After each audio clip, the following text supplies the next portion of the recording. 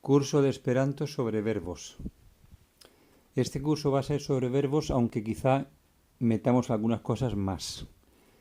Los verbos es una parte del Esperanto que tiene sus dificultades. Y vamos a ir viendo. Vamos a ir un poco ordenadamente según el diccionario, viendo los verbos que aparecen o palabras que no son verbos, pero que se pueden convertir en verbos.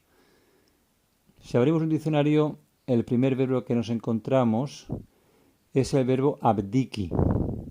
Este verbo no tiene ningún problema. Abdicar, el rey abdica, la regio abdicas.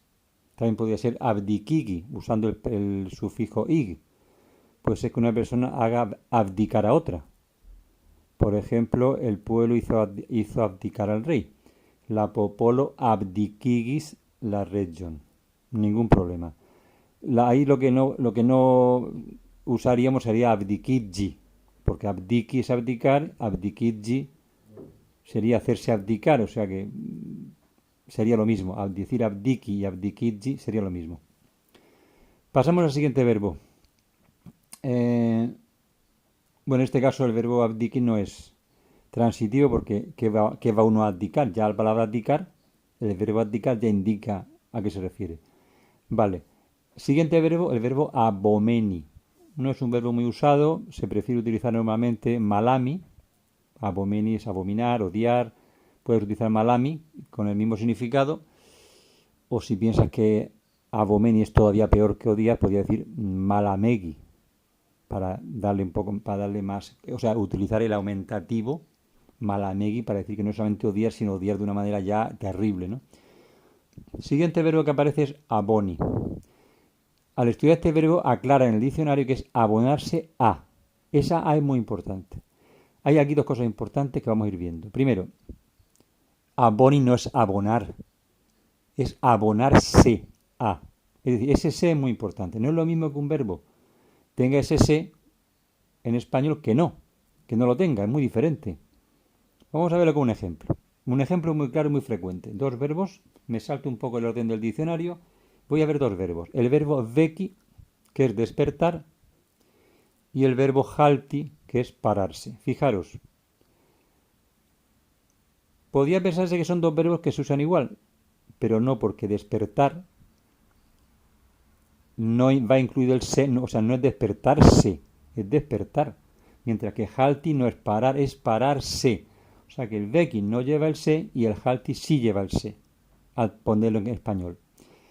¿Y eso qué repercusión tiene? Pues muy sencillo, que yo, por ejemplo, si yo digo yo mi becas, no es yo me despierto, es yo despierto. Con lo cual tendría que decir ¿a quién despierto? Yo despierto a mi hermano, mi becas mian fraton, perfecto. Mi becas mian fraton. ¿Y qué pasa si yo quiero decir que yo me despierto a mí mismo? Pues yo tendría que decir mi vekidjas con el idj.